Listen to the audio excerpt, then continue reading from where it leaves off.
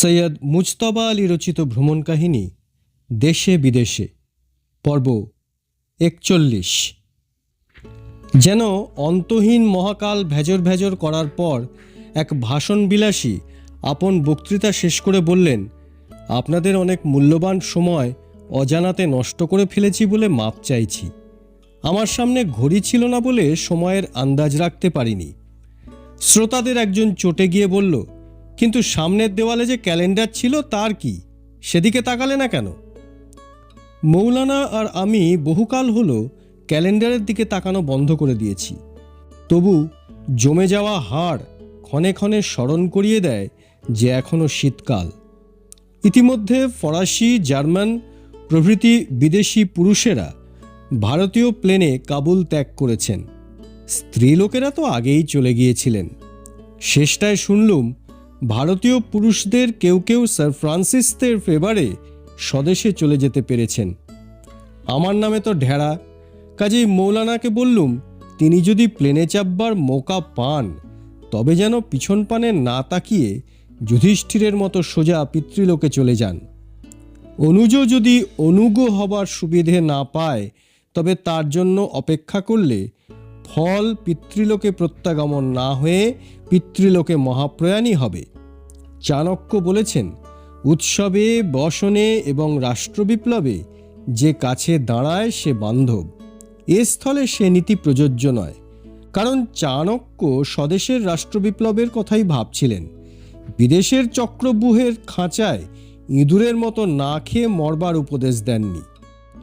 অল্প অল্প জ্বরের অবচেতন অবস্থায় দেখি দরজা দিয়ে উর্দি পড়া এক বিরাট মূর্তি ঘরে ঢুকছে। দুর্বল শরীর, মনও দুর্বল হয়ে গিয়েছে। ভাবলুম বাচ্চায়ে সাকাওয়ের জল্লাদি হবে। আমার সন্ধানে এখন আর আসবে কি? না, জার্মান রাজদূতাবাসের পিয়ন। কিন্তু আমার কাছে কেন? ওদের সঙ্গে তো আমার কোনো দহরম মহরম নেই। জার্মান রাজদূত আমাকে এই দুর্দিনে নিমন্ত্রণই বা করবেন কেন? আবার পই পই করে লিখেছেন, বড্ড জরুরি এবং পত্র পাঠ যেন আসি। 2 মাইল বরফ ভেঙে জার্মান রাজদূতাবাস। যাই কি করে, আর গিয়ে হবেই বা কি? কোনো ক্ষতি যে হতে পারে না সে বিষয়ে আমি নিশ্চিন্ত, কারণ আমি বসে আছি সিঁড়ির শেষ ধাপে। আমাকে লাথি মারলেও এর নিচে আমি নামতে পারি না।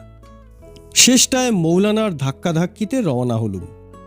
জার্মান রাজদূতাবাসে যাবার পথ সুদিনে অভিসারিকাদের পক্ষে বড়ই প্রশস্ত, নির্জন এবং বনবিথিকার ঘনপল্লবে মর্মরিত। রাস্তার একপাশ দিয়ে কাবুল নদী এঁকে বেঁকে চলে গিয়েছে।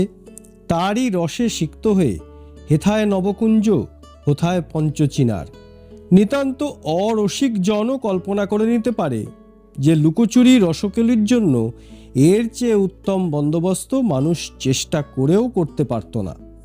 কিন্তু এই দুর্দিনে সে রাস্তা চোর ডাকাতের বেহেস্ত, পদাতিকের গোরস্থান। আব্দুর রহমান বেরোবার সময় ছোট পিস্তলটা জোর করে ওভারকোটের পকেটে পুরে দিয়েছিল। নিতান্ত ফিচেল চোর হলে এটা কাজে লেগে যেতেও পারে। এসব রাস্তায় হাঁটতে হয় সগর্বে, সদম্ভে, ডাইনে বাঁয়ে না তাকিয়ে মাথা খাড়া করে। কিন্তু আমার সে তাগত কোথায়? তাই শীষ দিয়ে দিয়ে চললুম এমনি কায়দায় যেন আমি নিত্যি এ পথ দিয়ে যাওয়া আসা করি। পথের শেষে পাহাড়, বেশ উঁচুতে রাজদূতাবাস। সে চড়াই ভেঙে যখন শেষটায় রাজদূতের ঘরে গিয়ে ঢুকলুম তখন আমি ভিজে ন্যাকড়ার মতো নেতিয়ে পড়েছি। রাজদূত মুখের কাছে ব্র্যান্ডির গেলাস ঢললেন। এত দুঃখেও আমার হাসি পেল। মুসলমান মরার পূর্বে মদ খাওয়া ছাড়ে, আর আমি মরার আগে মদ ধরব নাকি? মাথা নাড়িয়ে অসম্মতি জানালুম। জার্মানরা কাজের লোক, বনিতা না করেই বললেন, বেনোয়া সাহেবের মুখে শোনা আপনি নাকি জার্মানিতে পড়াতে যাবার জন্য টাকা কামাতে এদেশে এসেছিলেন। হ্যাঁ, আপনার সব টাকা নাকি এক ভারতীয় মহাজনের কাছে জমা ছিল এবং সে নাকি বিপ্লবে মারা যাওয়ায় আপনার সব টাকা খোয়া গিয়েছে। আমি বললুম, হ্যাঁ। রাজদূত খানিকক্ষণ ভাবলেন, তারপর জিজ্ঞাসা করলেন, আপনি বিশেষ করে কেন জার্মানিতেই যেতে চেয়েছিলেন বলুন তো? আমি বললুম, শান্তিনিকেতন লাইব্রেরিতে কাজ করে ও বিশ্বভারতীর বিদেশি পণ্ডিতদের সংসর্গে এসে আমার বিশ্বাস হয়েছে যে উচ্চশিক্ষার জন্য আমার পক্ষে জার্মানি সবচেয়ে ভালো হবে। এছাড়া আরও একটা কারণ ছিল, সেটা বললুম না। রাজদূতেরা কখন খুশি কখন বেজার হয় সেটা বোঝা গেলে নাকি তাদের চাকরি যায়। কাজেই আমি তার প্রশ্নের কারণে তাল ধরতে না পেরে বায়া তবলা কোলে নিয়ে বসে রইলুম। বললেন, আপনি ভাববেন না এই কটি খবর সঠিক জানবার জন্যই আপনাকে কষ্ট দিয়ে এখানে আনিয়েছি। আমি শুধু আপনাকে জানাতে চাই, আমার দ্বারা আপনার জার্মানি যাওয়ার কোনো সুবিধা যদি হয় তবে আমি আপনাকে সে সাহায্য আনন্দের সঙ্গে করতে প্রস্তুত। আপনি বলুন, আমি কি প্রকারে আপনাকে সাহায্য করতে পারি? আমি অনেক ধন্যবাদ জানালুম। রাজদূত উত্তরের অপেক্ষায় বসে আছেন, কিন্তু আমার চোখে কোনো পন্থাই ধরা দিচ্ছে না। হঠাৎ যেন মনে পড়ে গেল, খোদা আছেন, গুরু আছেন। বললুম, জার্মান সরকার প্রতি বৎসর 2-1টি ভারতীয়কে জার্মানিতে উচ্চশিক্ষার জন্য বৃত্তি দেন। তারই একটা যদি জোগাড় করে দিতে পারেন তবে। বাধা দিয়ে রাজদূত বললেন, জার্মান সরকার যদি একটিমাত্র বৃত্তি একজন বিদেশিকেও দেন তবে আপনি সেটি পাবেন, আমি কথা দিচ্ছি। আমি অনেক ধন্যবাদ দিয়ে বললুম, পোয়েট টেগোরের কলেজে আমি পড়েছি, তিনি খুব সম্ভব আমাকে সার্টিফিকেট দিতে রাজি হবেন। রাজদূত বললেন, আপনি তাহলে এত কষ্ট করে কাবুলে এলেন কেন? টেগোরকে জার্মানিতে কে না চেনে? আমি বললুম, কিন্তু পোয়েট সবাইকে অকাতরে সার্টিফিকেট দেন, এমনকি এক তেল কোম্পানিকে পর্যন্ত সার্টিফিকেট দিয়েছেন যে তাদের তেল ব্যবহার করলে নাকি তাকে নতুন চুল গজায়। রাজদূত মৃদুহাস্য করে বললেন, টেগোর বড় কবি জানতুম, কিন্তু এত সহৃদয় লোক সে কথা তো জানতুম না।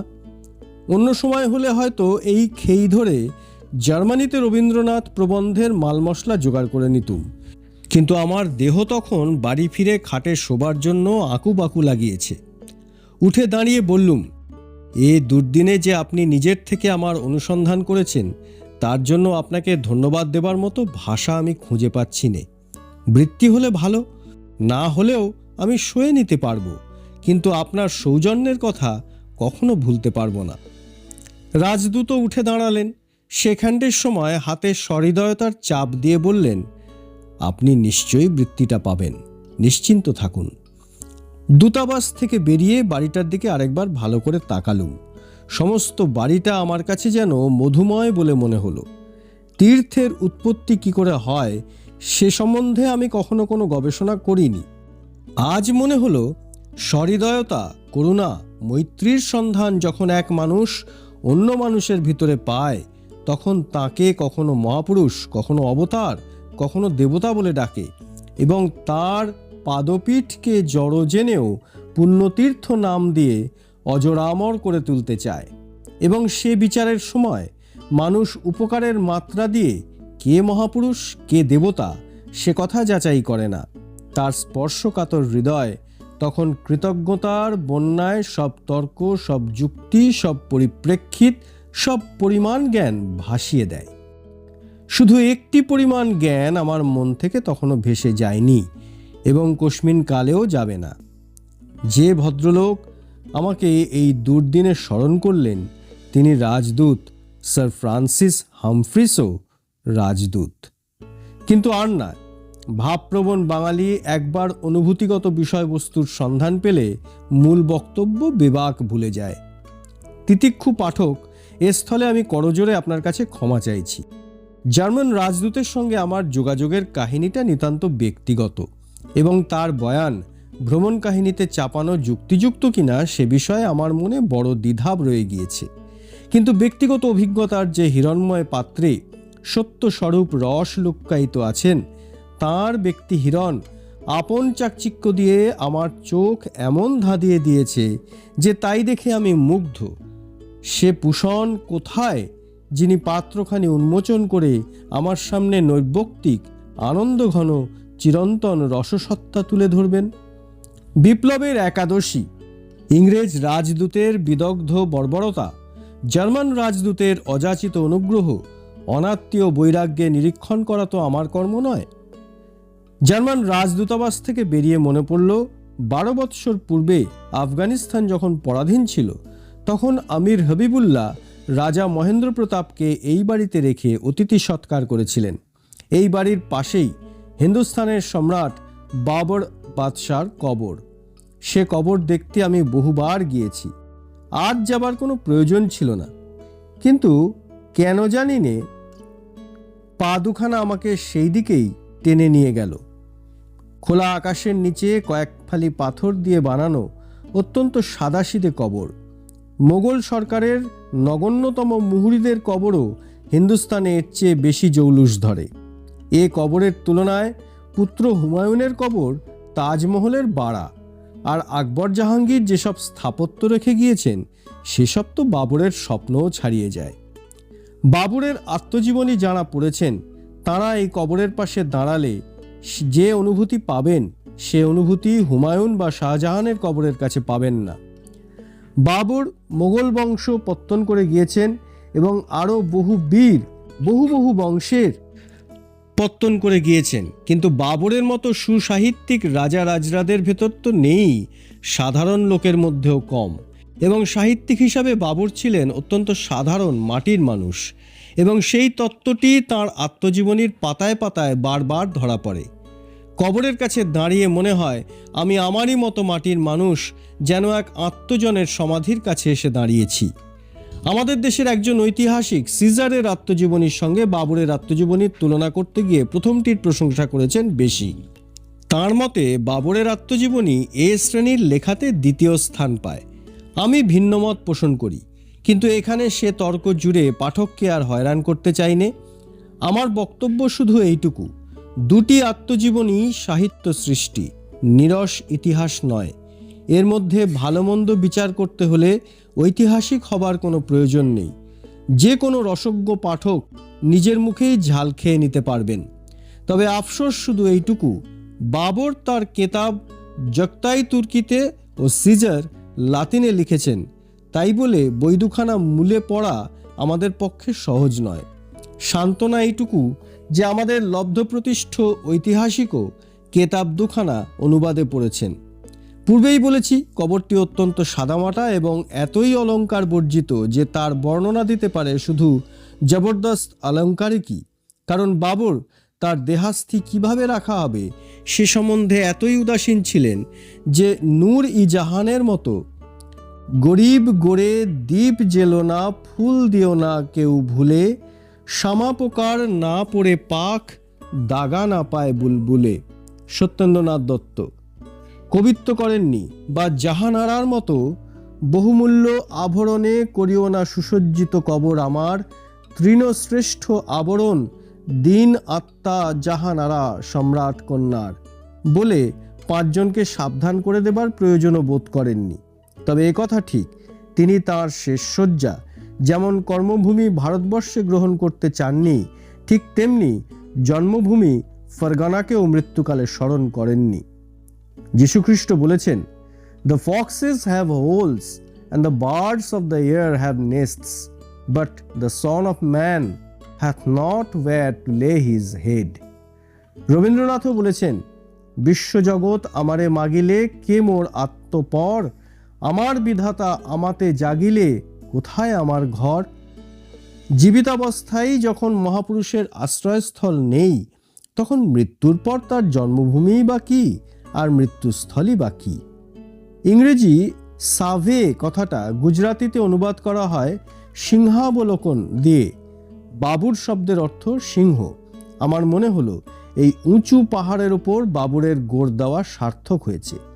এখান থেকে সমস্ত কাবুল উপত্যকা, পূর্বে ভারতমুখী গিরিশ্রেণী, উত্তরে ফরগানা যাবার পথে হিন্দুকুশ, সব কিছু ডাইনে বাঁয়ে ঘাড় ঘুরিয়ে সিংহাবলোকনে দেখছেন সিংহরাজ বাবুর। নেপোলিয়নের সমাধি আস্তরণ নির্মাণ করা হয়েছে মাটিতে গর্ত করে সমতল ভূমির বেশ খানিকটা নিচে। স্থপতিকে এরকম পরিকল্পনা করার অর্থ বোঝাতে অনুরোধ করা হলে তিনি উত্তর দিয়েছিলেন, যে সম্রাটের জীবিতাবস্থায় তাঁর সামনে এসে দাঁড়ালে সকলেই মাথা হেঁট করতে হতো, মৃত্যুর পরও তাঁর সামনে এলে সব জাতিকে যেন মাথা নিচু করে তাঁর শেষ শয্যা দেখতে হয়। ফরগানার গিরিশিখরে দাঁড়িয়ে যে বাবুর সিংহাবলোকন দিয়ে জীবনযাত্রা আরম্ভ করেছিলেন, যে সিংহাবলোকন দক্ষতা বাবরের শিরে হিন্দুস্থানের রাজমুকুট পরিয়েছিল, সেই বাবুর মৃত্যুর পরেও কি সিংহাবলোকন করতে চেয়েছিলেন?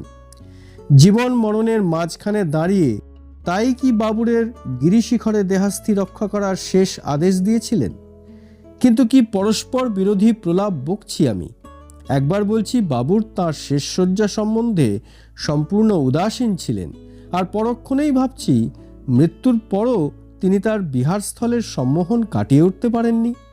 তবে কি মানুষের চিন্তা করার কল মগজে নয়, সেটা কি পেটে?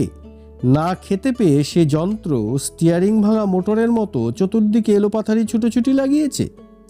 পিছন ফিরে শেষবারের মতো কবরের দিকে তাকাতে আমার মনের সব দ্বন্দ্বের অবসান হলো। বরফের শুভ্র কম্বলে ঢাকা ফকির বাবুর খোদাতালার সামনে সজদা অর্থাৎ ভূমিষ্ঠ প্রণাম নিয়ে যেন অন্তরের শেষ কামনা জানাচ্ছেন। কি সেই কামনা? ইংরেজ ধর্ষিত ভারতের জন্য মুক্তি মোক্ষ নজাত কামনা করছেন।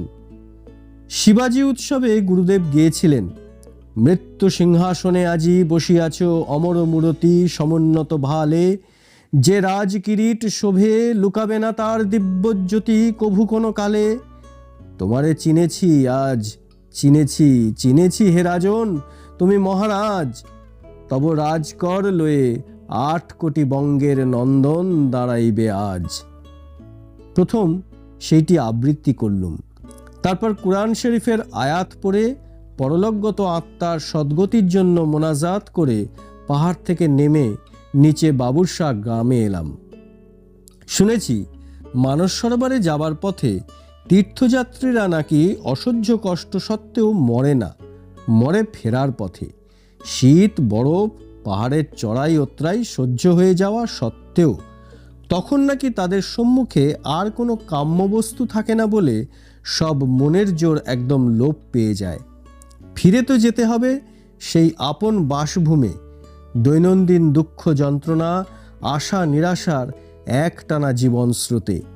এ বিরাট অভিজ্ঞতার পর সে পতন এতই ভয়াবহ বলে মনে হয় যে তখন সামান্যতম সংকটের সামনে তীর্থযাত্রী ভেঙে পড়ে, আর বরফের বিছানায় সেই যে শুয়ে পড়ে তার থেকে আর কখনো ওঠে না। আমার পা আর চলে না, কোমর ভেঙে পড়ছে, মাথা ঘুরছে। শীতে ডান পায়ের আঙুলের ডগা জমে আসছে। কান আর নাক অনেকক্ষণ হলো সম্পূর্ণ অচেতন হয়ে গিয়েছে। জোরে হেঁটে যে গা গরম করব সে শক্তি আমার শরীরে আর নেই। নির্জন রাস্তা, হঠাৎ মোড় ঘুরতেই সামনে দেখি উল্টো দিক থেকে আসছে গোটা আষ্টেক উর্দি পরা সেপাই। ভালো করে না তাকিয়েই বুঝতে পারলুম এরা বাচ্চায়ে সাকাওয়ের দলের ডাকাত। আমানুল্লাহর পলাতক সৈন্যদের ফেলে দেওয়া উর্দি পরে নয়া শাহানশাহ বাদশাহর ভুঁইফোর্স ফৌজের গণ্যমান্য সদস্য হয়েছেন। পিঠে চকচকে রাইফেল ঝোলানো, কোমরে বুলেটের বেল্ট, আর চোখে মুখে যে ক্রূর লোলুপ ভাব তার সঙ্গে তুলনা দিতে পারি এমন চেহারা আমি জেলের বাইরে ভিতরে কোথাও দেখিনি।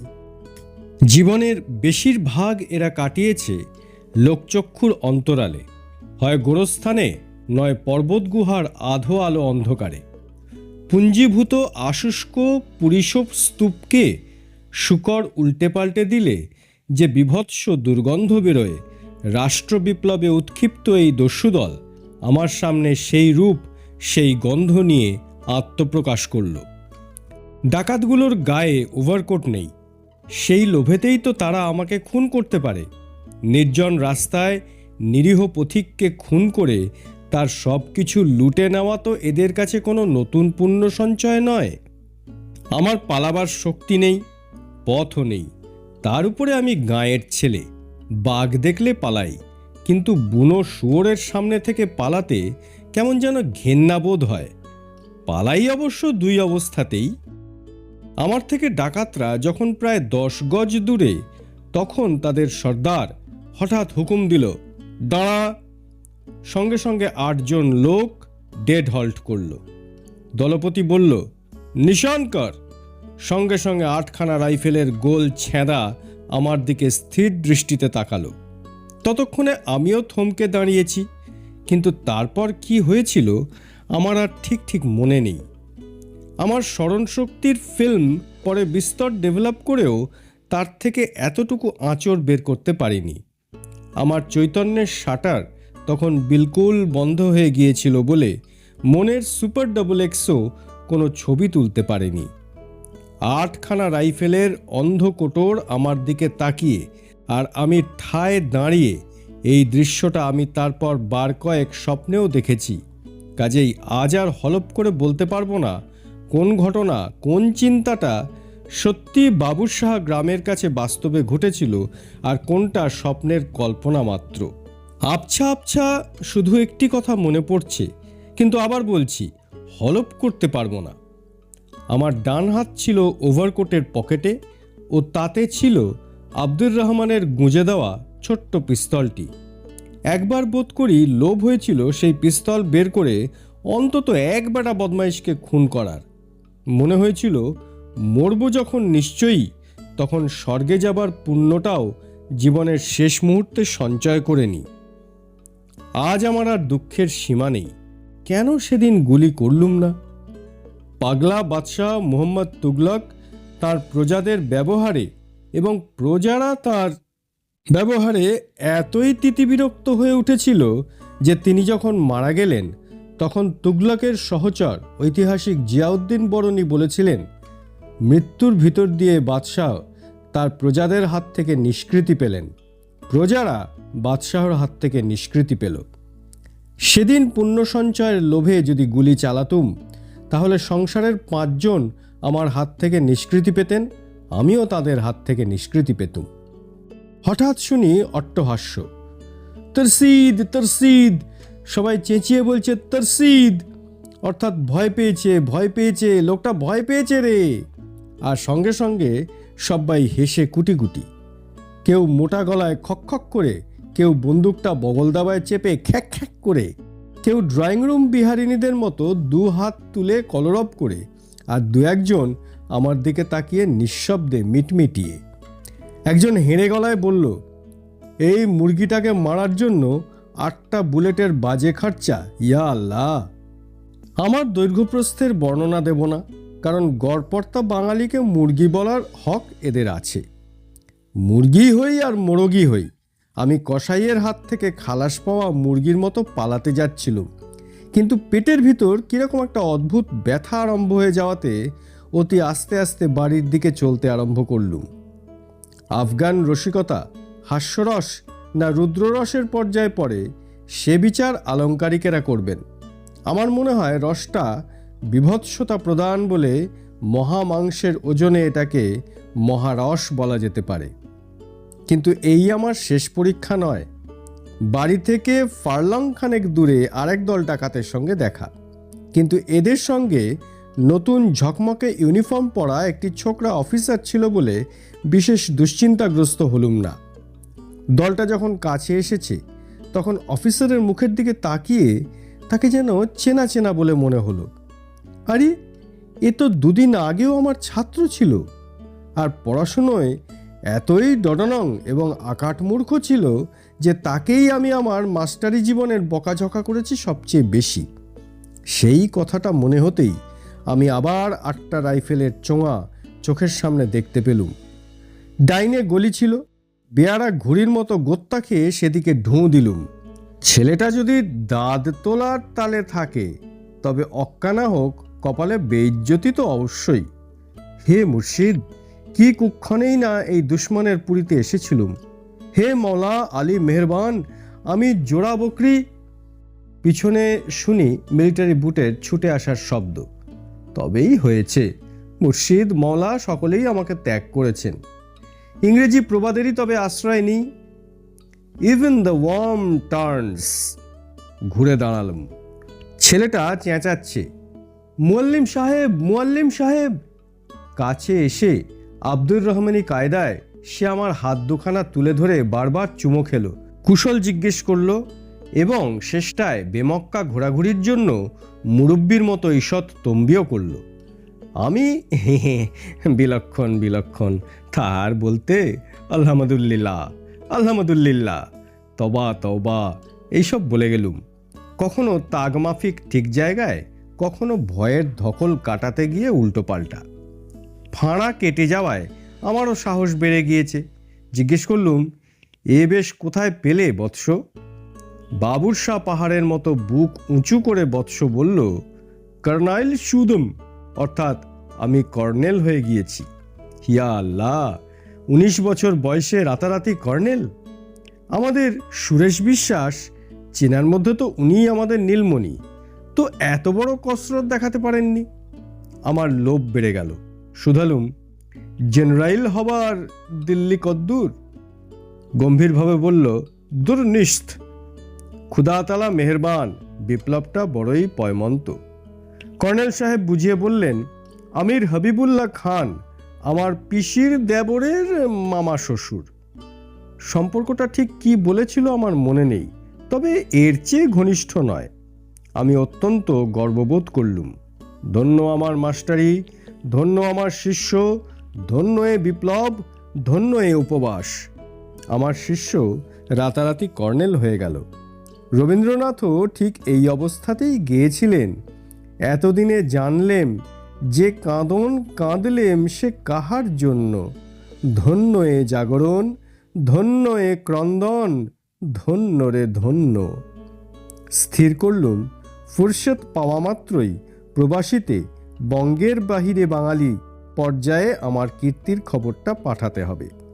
এলাহাবাদের ব্রাহ্ম সমাজের বাঙালি দারোয়ান মারা গেলে যখন সাড়ম্বরে খবর বেরোতে পারে, তখন আমার এ কীর্তি উড়ে বলে কি বামুন নয়?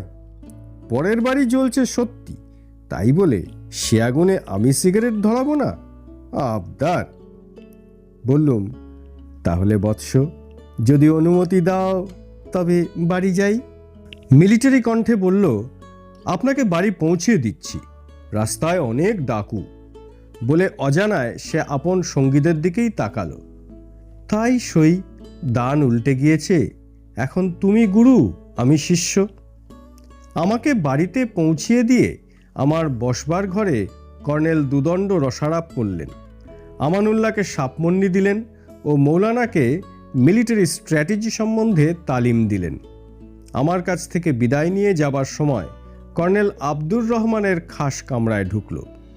কাবুলের ছাত্রেরা গুরুগৃহে ভৃত্যের সঙ্গে ধূমপান করে, কিন্তু আব্দুর রহমান তো বিপদে পড়ল। বহুকাল থেকে তার তামাক বাড়ন্ত। লোকটা আবার ধাপ্পা দিতে জানে না, আমার সঙ্গে এতদিন থেকেও। কিন্তু তাতে আশ্চর্য হবারই বা কি? বনমালীও তো গুরুদেবের সঙ্গে বাস করে কবিতা লিখতে শেখেনি। মৌলানা বললেন, সমস্ত সকাল কাটালুম ব্রিটিশ লিগেশন আর বাচ্চার পররাষ্ট্র দপ্তরে। কান্নাকাটিও কম করিনি। দাড়িতে হাত রেখে শপথ করে বললুম, 2 মাস হলো শুকনো রুটি ছাড়া আর কিছু পেটে পড়েনি। আসছে পরশু থেকে সে রুটিও আর জুটবে না। ব্রিটিশ লিগেশনে বললুম, কাবুলের পিঞ্জরা থেকে মুক্তি দাও। পররাষ্ট্র দপ্তরে বললুম, 2 মুঠো অন্ন দাও। আমি বললুম, পররাষ্ট্র দপ্তর আর মুদির দোকান এক প্রতিষ্ঠান নাকি? তোমার উচিত ছিল বলা, মুরগে সৈয়দ তু ইফতাদে দরদামে ইশক, ইয়াব কুশ ইয়া দানা দে ইয়া আজ কফস আজাদ কুন। অর্থাৎ, পাখির মতন বাঁধা পড়ে গেছি কঠিন প্রেমের ফাঁদে, হয় মেরে ফেলো, নয় দানা দাও, নয় খোলো এই বাঁধ। তুমি তো মাত্র 2টো পন্থা বাতলালে, হয় দানা দাও নয় খোলো বাঁধ। তৃতীয়টা বললে না কেন, নয় মেরে ফেলো? আপ্তবাক্যের বিকলাঙ্গ উদ্ধৃতি গোবধের ন্যায় মহাপাপ। মৌলানা বললেন, তাই সই, শিক্ষাভাব করে খাবো। শীতে ধুঁকছি যেন কম্প দিয়ে ম্যালেরিয়া জ্বর। মাঝে মাঝে তন্দ্রা লাগছে, কখনো মনে হয় খাট থেকে পড়ে যাচ্ছি। সঙ্গে সঙ্গে পা দুটো ঝাঁকুনি দিয়ে হঠাৎ শটান লম্বা হয়ে যায়। কখনো চিৎকার করে উঠি, আব্দুর রহমান, আব্দুর রহমান। কেউ আসে না। কখনো দেখি আব্দুর রহমান খাটের বাজুতে হাত দিয়ে মাথা নিচু করে বসে, কিন্তু কই, তাকে তো ডাকিনি। শুনি যে 2-4টে সামান্য মন্ত্র সে জানে, তাই বিড়বিড় করে পড়ছে। তার সঙ্গে দুঃস্বপ্ন। এরোপ্লেনে বসে আছি, বাচ্চার ডাকাত দল 8টা রাইফেল বাগিয়ে ছুটে আসছে এরোপ্লেন থামাবার জন্য। ইঞ্জিন স্টার্ট নিচ্ছে না। একসঙ্গে 8টা রাইফেলের শব্দ। ঘুম ভেঙে যায়। শুনি সত্যিকার রাইফেলের আওয়াজ আর চিৎকার। পাড়ায় ডাকু পড়েছে। আর দেখি মা ইলিশ মাছ ভাজছেন। মা গো! অন্ধকার হয়ে আসছে। আব্দুর রহমান সাঁঝের পিদিম দেখাচ্ছে না কেন? ও, ভুলেই গিয়েছিলুম, কেরোসিন তো ফুরিয়ে গিয়েছে। আর কি বা হবে তেল দিয়ে? জীবন প্রদীপ যখন। চুলোয় যাককে কবিত্ব। কিন্তু সামনে কি প্রকাণ্ড এক ঝুড়ি, তার ভেতর আটা, রগন, মটন, আলু, পেঁয়াজ, মুরগি, আরও কত কি। তার সামনে বসে ভুঁইফোর কর্নেল মিটমিটিয়ে হাসছে, ভারী বেয়াদব। আবার আব্দুর রহমানের মুখ এত পাঁশ কেন? আমার ঘুম ভাঙছে না দেখে ভয় পেয়েছে? না, এ তো ঘুম নয়, স্বপ্নও নয়। আব্দুর রহমান বলল, হুজুর, কর্নাইল সাহেব সওগাত এনেছেন। একদিনে মানুষ কত উত্তেজনা সইতে পারে? আব্দুর রহমান আবার তাড়াতাড়ি বলল, হুজুর, আমাকে দোষ দেবেন না, আমি কিছু বলিনি। কর্নেল বলল, হুজুর যে কত কষ্ট পেয়েছেন তা আপনার চেহারা দেখেই বুঝতে পেরেছি। কিন্তু সবই ক্ষুধাতালার মর্জি। এখন ক্ষুধাতালার মর্জিতেই আপনার সঙ্গে আমার দেখা হয়ে গেল। আপনি যে আমাকে কত স্নেহ করতেন সে কথা কি আমি ভুলে গিয়েছি? আমি বললুম, সে কি কথা? তোমাকেই তো আমি সবচেয়ে বেশি বকেছি। কর্নেল ভারী খুশি। হ্যাঁ হ্যাঁ হুজুর, সেই কথাই তো হচ্ছে। আপনারও তাহলে মনে আছে। আমাকে সবচেয়ে বেশি স্নেহ না করলে সবচেয়ে বেশি বকলেন কেন?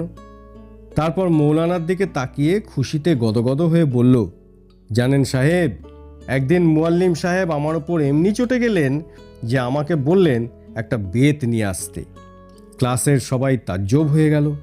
আমাদের দেশের মাস্টার বেত আনায় কাপ্তেনকে দিয়ে, না হয় দুষ্ট ছেলের দুশ্মনকে দিয়ে। সে তখন বেছে বেছে তেজ বেত নিয়ে আসে। আমি তখন কি করলুম জানেন?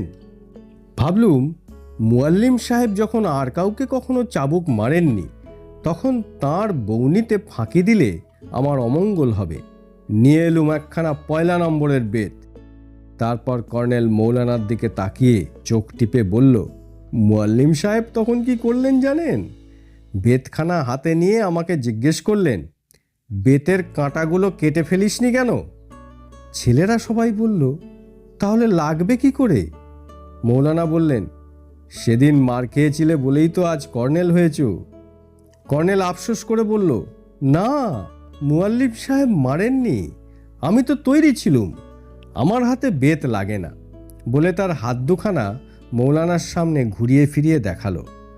চাষার ছেলের হাত, অল্প বয়স থেকে কুহিস্থানের শক্ত জমিতে হাল ধরে ধরে হাত দুখানা কড়া পড়ে যা চেহারা হয়েছে, মোষের কাঁধের মতো। নখে চামড়ায় কোনো তফাত নেই। আর হাতের রেখা দেখে জ্যোতিষশাস্ত্রের প্রতি আমার ভক্তি বেড়ে গেল। লাঙলের ঘষায় হাতে অবশিষ্ট রয়েছে কুল্লে 1.5খানা রেখা, আয়ু রেখা, তেলোর ইস্পার উস্পার, হেডলাইন নেই।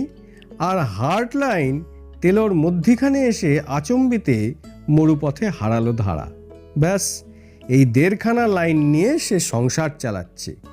জুপিটার, ভিনাস, সলমনের মাউন্ট রেখা কোনো কিচ্ছুরই বালাই নেই। আর আঙুলগুলো এমনি কুষ্ঠরোগীর মতো এবড়োখেবড়ো যে হাতের আকার জ্যোতিষশাস্ত্রে কোনো পর্যায়েই পড়ে না। না পড়ারই কথা, কারণ ডাকাত গোষ্ঠীর ছেলে কর্নেল হয়েছে সব শুদ্ধ কটা, আর তাদের সংস্পর্শে এসেছেন কজন বরাহ মিহির, কজন কেইরো। আব্দুর রহমান ঝুড়ির সামনে মাথা নিচু করে বসে আছে। মৌলানা কর্নেলকে ধন্যবাদ দিয়ে আব্দুর রহমানকে ঝুড়ি রান্নাঘরে নিয়ে যেতে বললেন। সে ঝুড়ি নিয়ে উঠে দাঁড়ালো, কিন্তু ঘর থেকে বেরোলো না। আমি নিরুপায় হয়ে কর্নেলকে বললুম, রাত্রে এখানেই খেয়ে যাও। আব্দুর রহমান তৎক্ষণাৎ রান্নাঘরে চলে গেল। কর্নেল বলল, আমাকে মাফ করতে হবে হুজুর, বাদশাহের সঙ্গে আমার রাত্রে খানা খাওয়ার হুকুম। মৌলানা শুধালেন, তা বাদশাহ কি খান? কর্নেল বললেন, সেই রুটি, পনির আর কিসমিস, কচিত কখনো 2 মুঠো পোলাও। বলেন, যে খানা খেয়ে আমানুল্লাহ কাপুরুষের মতো পালালো, আমি সে খানা খেয়ে কাপুরুষ হয়ে যাব না? তারপর দুষ্টু হাসি হেসে বলল, আমি ওসব কথায় কান দিই না। আমানুল্লাহর বাবুর্চি এখনো রাজবাড়িতে রাঁধে, আমি তাই পেট ভরে খাই। কর্নেল যাবার সময় বলে গেল, আমি যেন আহারাদি সম্বন্ধে আর দুশ্চিন্তা না করি। 10 মিনিটের ভেতর আব্দুর রহমান কর্নেলের আনা কাঠ দিয়ে ঘরে আগুন জ্বেলে দিল। আমি সে আগুনের সামনে বসে সর্বাঙ্গে, মাংসে, রক্তে, হাড়ে, মজ্জায়, স্নায়ুতে স্নায়ুতে যে সঞ্জীবনী বহ্নির অভিযান অনুভব করলুম, তার তুলনা বা বর্ণনা দিতে পারি এমনতর শারীরিক অভিজ্ঞতা বা আলংকারিক ক্ষমতা আমার নেই। রোদে ফাটা জমি যেরকম সেচের জল ফাটলে ফাটলে, ছিদ্রে ছিদ্রে, কণায় কণায় শুষে নেয়, আমার শরীরের অনুপরমাণু যেন ঠিক তেমনি আগুনের গরম শুষে নিল। আমার মনে হলো ভগীরথ যেরকম জহ্নু ধারা নিয়ে সাগররাজের সহস্র সন্তানের প্রাণদান করার বিজয় অভিযানে বেরিয়েছিলেন, স্বয়ং ধন্বন্তরী ঠিক সেই রকম সূক্ষ্ম শরীর ধারণ করে বহ্নিধারা সঙ্গে নিয়ে আমার অঙ্গে প্রবেশ করলেন। মুদ্রিত নয়নে শিহরণে শিহরণে অনুভব করলুম প্রতি ভস্যকণায় জহ্নুকণার স্পর্শ, আমার শিশিরবিদ্ধ অবচেতন অণুতে অণুতে কৃষাণুর দীপ্ত স্পর্শের প্রাণ প্রতিষ্ঠার অভিষেক।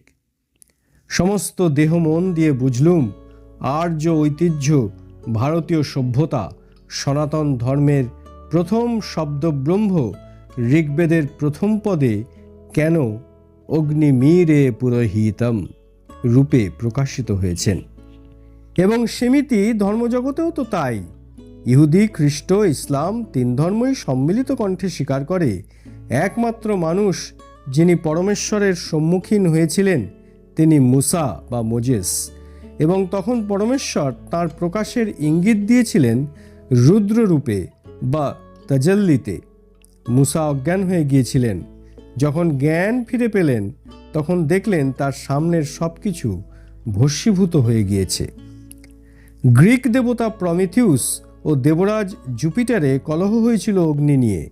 মানব সভ্যতা আরম্ভ হয় প্রমিথিউসের কাছ থেকে পাওয়া সেই অগ্নি নিয়ে। নলরাজ ইন্ধন প্রজ্বালনে সুচতুর ছিলেন বলেই কি তিনি দেবতাদের ঈর্ষাভাজন হলেন? নল শব্দের অর্থ চোঙা। প্রমিথিউসও আগুন চুরু করেছিলেন চোঙার ভিতরে করে।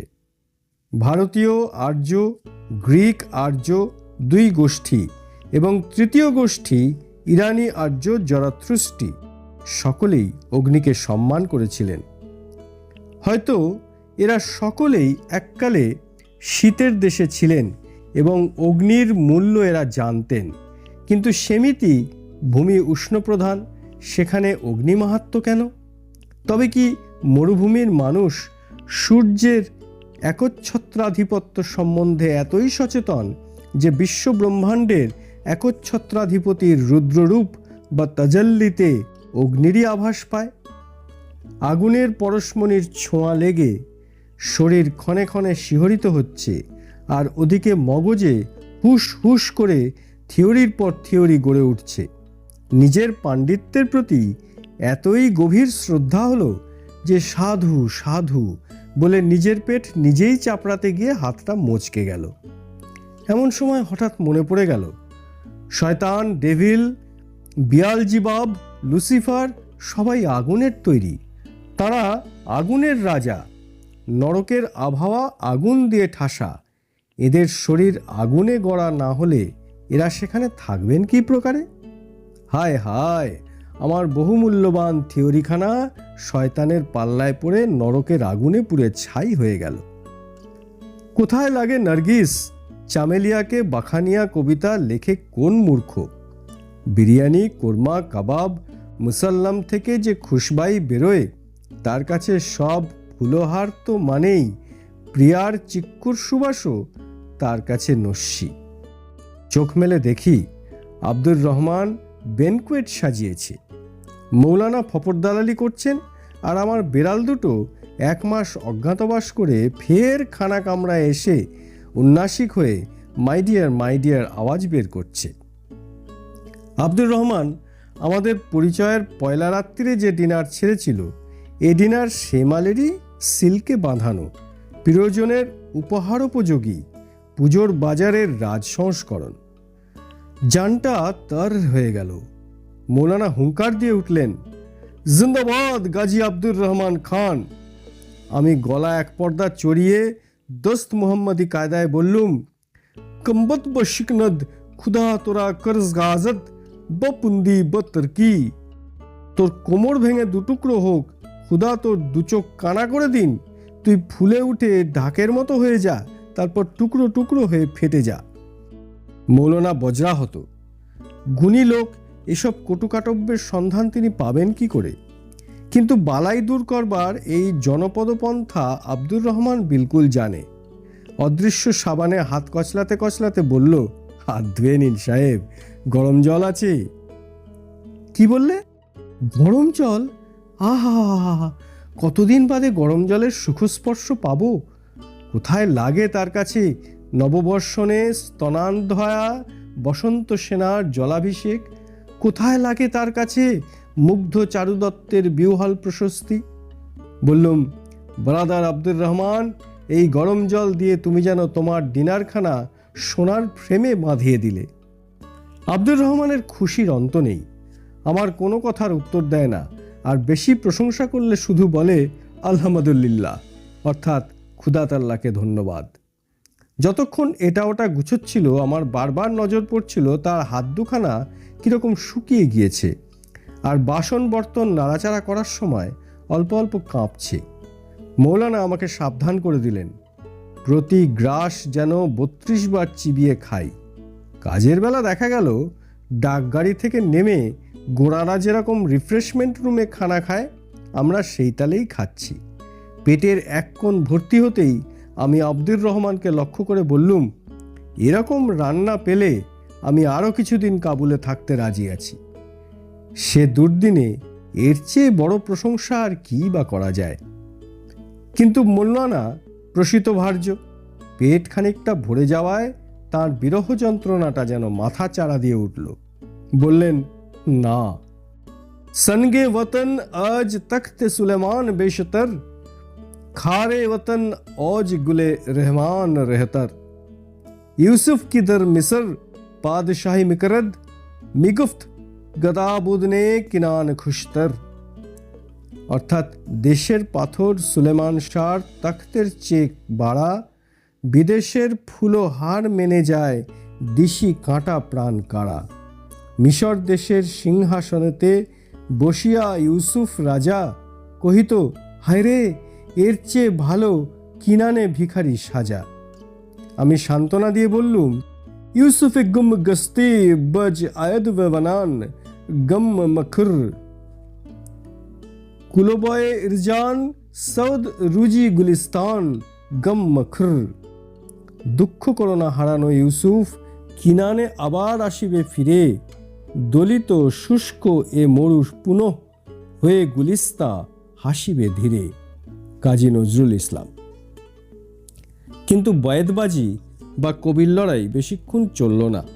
সাঁতারের সময় পয়লা দম ফুরিয়ে যাবার খানিকক্ষণ পরে মানুষ যেরকম দুসরা দম পায়, আমরা ঠিক সেই রকম খানিকক্ষণ ক্ষান্ত দিয়ে আবার মাথায় গামছা বেঁধে খেতে লেগেছি।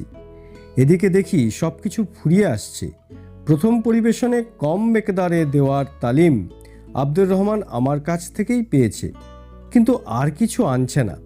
থাকতে না পেরে বললুম, আরও নিয়ে এসো। আব্দুর রহমান চুপ। আমি বললুম, আরও নিয়ে এসো। তখন বলে কি না সব কিছু ফুরিয়ে গিয়েছে। মৌলানার আমি তখন যেন রক্তের স্বাদ পেয়ে হন্যে হয়ে উঠেছি। আমি ভয়ঙ্কর চটে গিয়ে বললুম, তোমার উপযুক্ত শিক্ষা হওয়ার প্রয়োজন। যাও, তোমার নিজের জন্য যা রেখেছো তাই নিয়ে এসো। আব্দুর রহমান যায় না। শেষটায় বললে সে সব কিছুই পরিবেশন করে দিয়েছে, নিজে রুটি পনির খাবে। আমি তার কঞ্জুসি দেখে ক্ষিপ্রপ্রায়। উন্মাদ, মূর্খ, হস্তি হেন শব্দ নেই যা আমি গালাগালে ব্যবহার করিনি। মৌলানা শান্ত প্রকৃতির লোক, কড়া কথা মুখ দিয়ে বেরোয় না। তিনি পর্যন্ত আপন বিরক্তি সুস্পষ্ট ফার্সি ভাষায় জানিয়ে দিলেন। আব্দুর রহমান চুপ করে সব কিছু শুনল। হাসল না সত্যি, কিন্তু কই মুখখানা একটুও মলিন হলো না। আমি আরও চটে গিয়ে বললুম, তোমাকে চাকর রাখার ঝকমারিটা বোঝাবার এই কি মৌকা? এর চেয়ে তো শুকনো রুটি আর নুনই ভালো ছিল। কথা যতই বলছি চটে যাচ্ছি ততই বেশি। শেষটায় বললুম, আমি মরে গেলে আচ্ছা করে খানা রেঁধে আর প্রচুর পরিমাণে, বুঝলে তো, মসজিদে নিয়ে গিয়ে আমার ফাতেহা বিলিও, অর্থাৎ আমার পিণ্ডি চটকিও। তখন মৌলানার দিকে তাকিয়ে বলল, দুলহমা সবুর করুন, পেট আপনার থেকেই ভরে যাবে। মৌলানা পর্যন্ত রেগে টং, পুরুষ্টু পাঁঠার মতো ঘোঁত করে পাদ্রী সাহেবরা গায়ে ঢুকে ক্ষুধাতুর চাষাকে এইরকম উপদেশই দেয় বটে। স্বর্গরাজ্য ফর্গরাজ্য কী সব বলে, কিন্তু আব্দুর রহমান খালি পেটে উপদেশটা দিয়েছে বলে মৌলানা দাড়িতে হাত রেখে অভিসম্পাত দিতে দিতে থেমে গেলেন। আমি বললুম, বিদ্রোহে কতগুলো গুলি খেয়ে মরল তোমার জন্য। ততক্ষণে আব্দুর রহমান বেরিয়ে গিয়েছে। একেই বলে কৃতজ্ঞতা। যে আব্দুর রহমানকে 5 মিনিট আগে সুলেমানের তখ্তে বসাবার জন্য লেজারসে সিংহাসন অর্ডার দেব ভেবেছিলুম, সেই আব্দুর রহমানকে তখন জাহান্নামে পাঠাবার জন্য টিকিট কাটবার বন্দোবস্ত করছি। আব্দুর রহমান নিশ্চয়ই ফলিত জ্যোতিষ জানে। 2 মিনিটের ভিতর ক্ষুধা গেল। 5 মিনিট পরে পেটের ভিতর মহারানীর রাজত্ব, বিলকুল ঠান্ডা। কিন্তু তারপর আরম্ভ হলো বিপ্লব। সে কি অসম্ভব হাঁচর পাঁচর আর আই ঢাই। খাটে শুয়ে পড়েছি, অস্বস্তিতে এপাশ ওপাশ করছি, আর গরমের চোটে কপাল দিয়ে ঘাম বেরোচ্ছে। মৌলানারও একই অবস্থা। তিনিই প্রথম বললেন, বড্ড বেশি খাওয়া হয়ে গিয়েছে। প্রাণ যায় আর কি, আর বেশি খেলে দেখতে হতো না। ও আব্দুর রহমান, এদিকে আয় বাবা। আব্দুর রহমান এসে বলল, আমার কাছে সুলেমানি নুন আছে, তার খানিকটা দেব? এরকম গুণীর চন্নাম্যের তো খেতে হয়। এর হাতের হজমি ডাঙস হয়ে আমার পেটের বিপ্লব নিশ্চয়ই কাবু করে নিয়ে আসবে। বললুম, তাই দে বাবা। কিন্তু গিলতে গিয়ে দেখি, শ্রাদ্ধ ভোজনের পর আমাদের ব্রাহ্মণের গুলি গিলতে গিয়ে যা অবস্থা হয়েছিল আমারও তাই। শুনেছি অত্যধিক সংযম করে মুনি ঋষিরা ঊর্ধ্বরেতা হন, আর আমি অত্যধিক ভজন করে ঊর্ধ্ব বোঝা হয়ে গিয়েছি। নুন খেয়ে আরাম বোধ করলুম। আব্দুর রহমানকে আশীর্বাদ করে বললুম, বাবা তুমি দারোগা হও। ইচ্ছে করেই রাজা হও বললুম না। কাবুলে রাজা হওয়ার কি সুখ সে তো চোখের সামনে স্পষ্ট দেখলুম। উত্তেজনার শেষ নেই। আব্দুর রহমানের পিছনে ঢুকলো উর্দি পরা এক মূর্তি, ব্রিটিশ রাজদূতাবাসের পিয়ন। দেখে এই মনটা বিতৃষ্ণায় ভরে গেল। মৌলানাকে বললুম, তদারক করো তো, ব্যাপারটা কি? একখানা চিরকুট। তার মর্ম, আগামীকাল 10টার সময় যে প্লেন ভারতবর্ষ যাবে তাতে মৌলানা ও আমার জন্য 2টি সিট আছে। আনন্দের আতিশয্যে মৌলানা সোফার উপর শুয়ে পড়লেন। আমাদের এমনই দুরবস্থা যে পিয়নকে বকশিস দেবার করিও আমাদের গাঁটে নেই। ফেভার না রাইট হিসাবে জায়গা পেলুম, তার চূড়ান্ত নিষ্পত্তি হলো না। আব্দুর রহমান ব্যাপারটা বুঝতে পেরেছে, চুপ করে চলে গেল। মৌলানার আনন্দ আর ধরে না। বিবি সম্বন্ধে তার দুর্ভাবনার অন্ত ছিল না।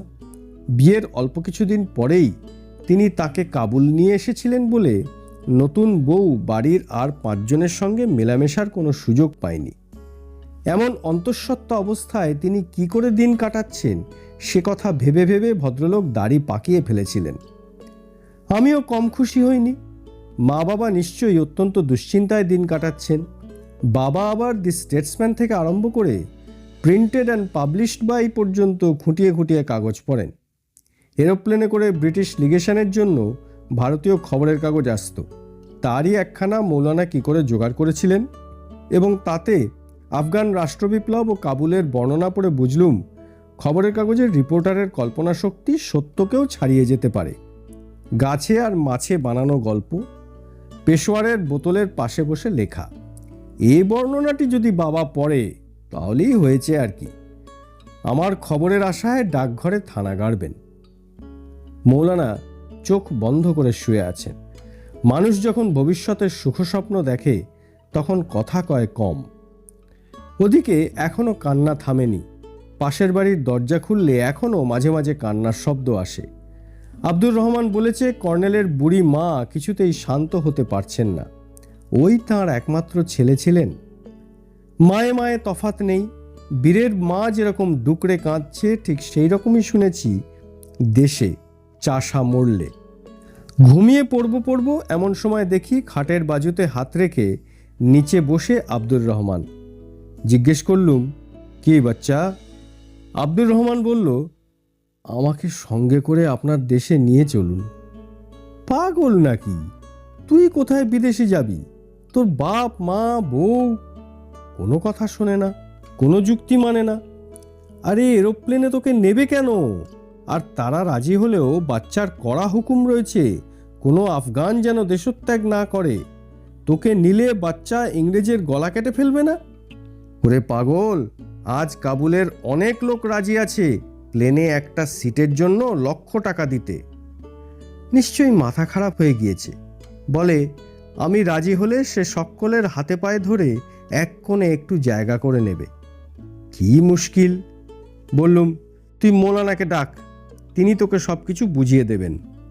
আব্দুর রহমান যায় না, শেষটায় বলল, উনি আমার কে? তারপর ফের অনুনয় বিনয় করে। তবে কি তার খেদমতে বড্ড বেশি ত্রুটি গলদ, না আমার বাপ মা তাকে সঙ্গে নিয়ে গেলে চটে যাবেন? আমার বিয়ের সাদিয়ানাতে বন্দুক ছুড়বে কে? আব্দুর রহমান পানশির আর বরফ এই দুই বস্তু ছাড়া আর কোনো জিনিস গুছিয়ে বলতে পারে না। তার উপর সে আমার কাছ থেকে কোনোদিন কোনো জিনিস, কোনো অনুগ্রহ চায়নি। আজ চাইতে গিয়ে সে যেসব অনুনয় বিনয় কাকুতি মিনতি করল, সেগুলো গুছিয়ে বললে তো ঠিক ঠিক বলা হবে না। ওদিকে তার এক একটা কথা, এক একটা অভিমান আমার মনের উপর এমনি দাগ কেটে যাচ্ছিল যে আমিও আর কোনো কথা খুঁজে পাচ্ছিলুম না। আর বলবই বা কি চাই?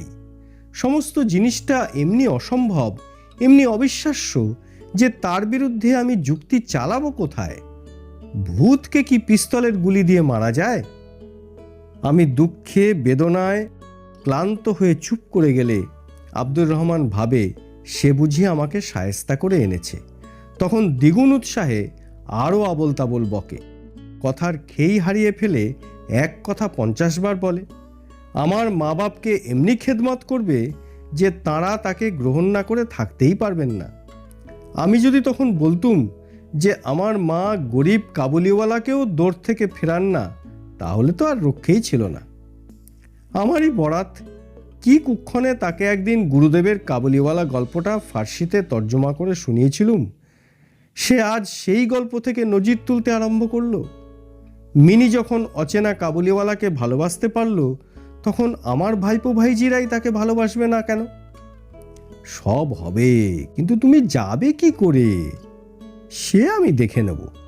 ছোট্ট শিশু মায়ের কাছে যেরকম অসম্ভব জিনিস চায়, কোনো কথা শুনতে চায় না, কোনো ওজর আপত্তিতে কান দেয় না। এত দীর্ঘকাল ধরে আব্দুর রহমান আমার সঙ্গে কখনো কথা কাটাকাটি করেনি, কিন্তু শেষটায় নিরুপায় হয়ে বললুম, তোমাকে ছেড়ে যেতে আমার কীরকম কষ্ট হচ্ছে তুমি জানো, তুমি সেটা আর বাড়িও না। তোমাকে আমার শেষ আদেশ, তুমি এখানে থাকবে এবং যে মুহূর্তে পানশির যাবার সুযোগ পাবে সেই মুহূর্তেই বাড়ি চলে যাবে। আব্দুর রহমান চমকে উঠে জিজ্ঞেস করল, তবে কি হুজুর আর কাবুলে ফিরে আসবেন না? আমি কি উত্তর দিয়েছিলুম সে কথা দয়া করে আর শুধোবেন না।